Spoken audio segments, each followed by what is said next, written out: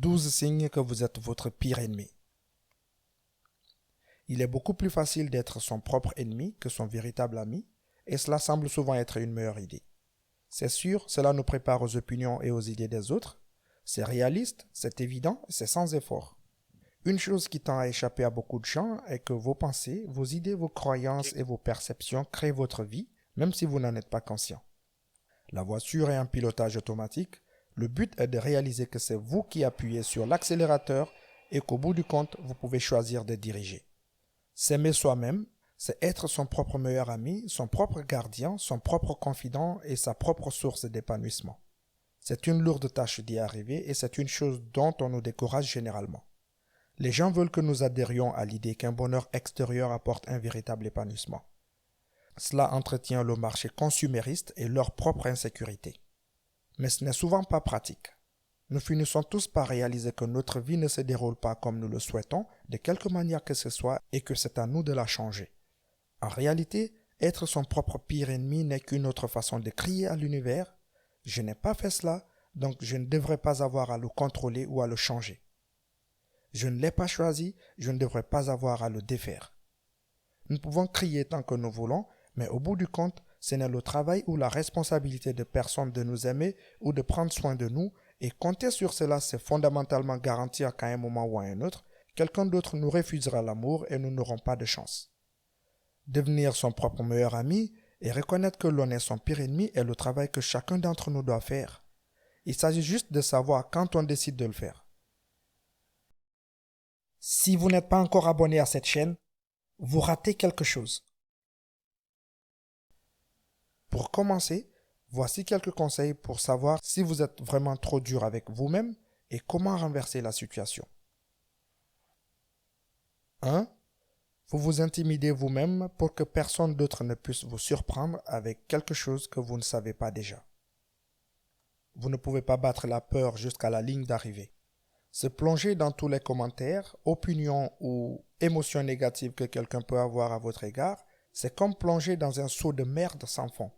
Cela ne vous protège pas de ces opinions, cela ne garantit pas que d'autres personnes ne les auront pas parce que vous l'avez fait en premier, cela ne fait que vous rendre plus susceptible de croire ces opinions et de les accepter comme votre vérité unique et omniprésente. Une meilleure façon d'aborder la question est d'essayer de voir chaque trait négatif que vous pensez avoir dans le contexte de qui vous êtes dans son ensemble. Bien sûr, vous êtes parfois jaloux, mais vous êtes aussi intelligent, drôle ou gentil, ou du moins vous n'avez plus envie d'être jaloux. Soyez réaliste, soyez honnête et forcez-vous d'être à l'aise avec les façons dont vous ressentez un malaise en vous. Décidez s'il s'agit de résister à votre vérité ou d'adopter celle d'un autre. 2. Vous faites plus confiance aux autres qu'à vous-même. Si c'est votre cas, vous devez faire très attention, car si une ou deux personnes de votre entourage immédiat sont d'accord sur quelque chose, vous allez probablement commencer à vous y adapter sans le savoir en supposant que l'ensemble c'est mieux que l'individu, ce qui n'est pas le cas. Je ne vais pas citer de faits historiques grotesques pour le prouver. Je pense que nous sommes tous suffisamment adultes pour utiliser notre imagination. Faites confiance à votre instinct, même si vous êtes le seul à le faire. Faites-lui suffisamment confiance pour être capable de considérer les opinions des autres et de les comparer à ce que vous ressentez vraiment. Si vous n'êtes pas sûr de l'orientation de votre boussole interne, méditez et posez-vous la question suivante. Montrez-moi oui et voyez comment votre corps réagit. Puis faites de même pour montrez-moi non. 3. Vous vous rendez anxieux parce que vous privilégiez le confort des autres au détriment du vôtre. Cela ne veut certainement pas dire que vous devez manquer de considération pour les sentiments des autres afin de pouvoir exprimer vos sentiments. S'il y a une situation qui vous met mal à l'aise, vous devez l'aborder. Mais vous devez également l'aborder de manière constructive, ce qui peut nécessiter un certain entraînement. En fait, c'est probablement votre incapacité à le faire qui conduit à votre suppression. Ce qui provoque un drame, quelle que soit sa forme, c'est l'incapacité à communiquer efficacement ce que vous ressentez et ce que vous pensez qui serait mieux. Réfléchissez donc avant d'exprimer vos sentiments. Ne vous contentez pas de crier, de râler et de vous plaindre de choses qui ne vous rapprochent pas de la résolution du problème, mais qui vous enfoncent encore plus dans votre puits d'émotions négatives. 4. Vous vous imposez des exigences irréalistes et vous vous demandez pourquoi vous avez toujours échoué. La plupart du temps, lorsque nous ne savons pas comment exercer une réelle maîtrise de soi, nous nous coupons entièrement de quelque chose qui est en fin de compte nécessaire ou souhaitable. Et donc, par contraste, nous nous empiffrons ou échouons à cause de la restriction imposée. Nous nous culpabilisons de manger alors que nous savons que le fait de ne pas manger ne nous rapproche pas de notre santé ou d'autres objectifs. Nous programmons chaque heure de la journée avec des tâches à accomplir et nous nous demandons ensuite pourquoi nous échouons inévitablement à les accomplir toutes. Il s'agit d'être plus facile avec soi-même et de reconnaître le fait que les tâches plus petites et plus raisonnables, mais ciblées, permettent de les accomplir et de les accomplir bien. 5. Vous vous identifiez à vos pensées ou à vos sentiments ou le rôle que vous jouez dans la vie des autres. Vous vous identifiez à toutes ces choses éphémères et vous ne tenez pas compte de ce que vous êtes vraiment.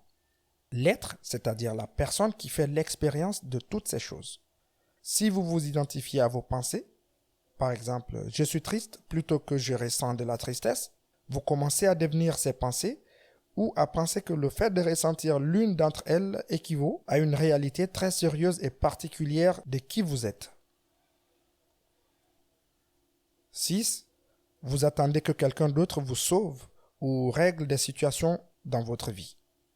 Pour la plupart des gens, cela se manifeste par des plaintes incessantes sans volonté de changer quoi que ce soit ou par le fait de souffrir bruyamment alors que la solution est simple. C'est l'idée que si ce n'est pas votre faute, ce n'est pas votre problème, même si vous savez que ça l'est. C'est s'aimer suffisamment pour réparer sa vie, pour en prendre la responsabilité, même si c'est parfois effrayant. Selon les mots d'Oprah, si vous attendez que quelqu'un d'autre vous répare, vous sauve, voire vous aide, vous perdez votre temps, car vous seul avez le pouvoir de changer votre vie. 7. Vous perpétuez des comportements malsains parce que vous accordez plus d'importance à l'attention des autres qu'à votre propre présence à vous-même. C'est comme s'empoisonner soi-même juste pour ressentir une hauteur. Et la racine du problème est simplement de ne pas apprendre à être à l'aise et présent avec soi-même. La solution à de nombreux problèmes dans la vie est simplement d'apprendre à être heureux et satisfait d'être seul. En faisant cela, d'une certaine manière, il vous est possible d'apprécier et d'être heureux avec les autres également. 8. Vous refusez de vous accepter parce que vous pensez que cela signifie renoncer à être davantage. Vous essayez essentiellement de vous effrayer et de vous forcer à être meilleur sous prétexte que vous faites quelque chose de bien pour vous. La réalité est que la peur ne crée rien d'autre que plus de peur. L'intention qui se cache derrière une chose se manifeste bien plus souvent que l'idée de ce qu'elle deviendrait. C'est parce que l'énergie mise dans quelque chose est l'énergie qui en sort, même si vous avez à l'esprit un concept distant du résultat que vous espérez. S'accepter tel que l'on est littéralement le seul moyen de devenir davantage ce que l'on souhaite. S'accepter tel que vous êtes vous aide à différencier les choses que vous voulez vraiment, de celles que vous voulez pour vous guérir. S'accepter tel que vous êtes vous donne l'espace pour permettre l'évolution naturelle de votre être, plutôt qu'un cycle fermé et perpétuel de contrôle et d'échec. 9. Vous refusez de travailler à développer votre maîtrise de soi parce que vous ne voulez pas vous priver, même si cela vous empêche de faire des choses plus importantes. Si vous en êtes au point de croire que vos désirs temporaires ne sont pas aussi importants que vos désirs à long terme, ou que vous êtes capable d'équilibrer les deux, vous ne vous considérez probablement pas avec tout l'amour et la présence dont vous avez besoin. Lorsque vous prenez réellement soin de vous, vous vous concentrez sur la situation dans son ensemble et vous ne confondez pas l'amour de soi avec le fait de céder à tous vos caprices et envies. 10. Vous attendez que la motivation ou l'inspiration vous pousse à agir. Les perdants attendent de se sentir motivés. Les gagnants se contentent d'aller de l'avant. La question de savoir qui gagne et qui perd est sujette à interprétation, mais bon.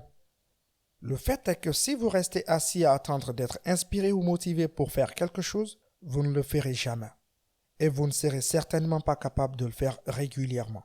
Les personnes qui s'aiment savent qu'elles n'ont qu'à se lancer et ce faisant, elles créent un élan que leur donnera la motivation qu'elles recherchaient. Si vous vous sentez incapable de remettre votre vie sur pied parce que vous n'en avez pas envie, eh bien, personne n'en a envie, mais les gens le font quand même. 11. Vous auto-sabotez ce que vous voulez afin de prêter attention à une partie de votre vie que vous négligez.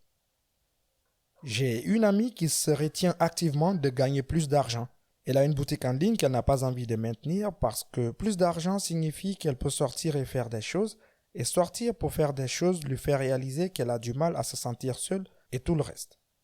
Nous faisons tout cela de différentes manières, à des degrés divers. Nous nous tenons à l'écart d'un domaine de notre vie jusqu'à ce que nous nous occupions pleinement d'un autre domaine que nous négligeons. La plupart du temps, les choses dont nous nous empêchons d'agir ont un revers de la médaille, et si nous pouvons aborder et corriger ces revers, nous éliminons le blocage qui nous empêche de faire ce que nous voulions au départ. 12. Vous appréciez davantage le confort de ne pas essayer que l'inconfort de la vulnérabilité. En réalité, personne ne se sent à l'aise lorsqu'il s'agit de faire quelque chose d'effrayant et de nouveau qui a le potentiel d'être infiniment gratifiant. Pourtant, il y a des gens qui laissent cela les freiner et d'autres qui ne le font pas. Préférez le confort de ne pas essayer, en garantissant de ne pas échouer, à une vulnérabilité temporaire, même si cela semble vous protéger, est probablement le plus grand affront que vous puissiez faire à qui vous êtes vraiment. Apprenez à établir des priorités et appréciez à voir objectivement ce qui est le mieux pour vous, ce que vous voulez vraiment, puis aimez-vous suffisamment pour essayer de l'obtenir. Que la paix et le salut soient sur vous.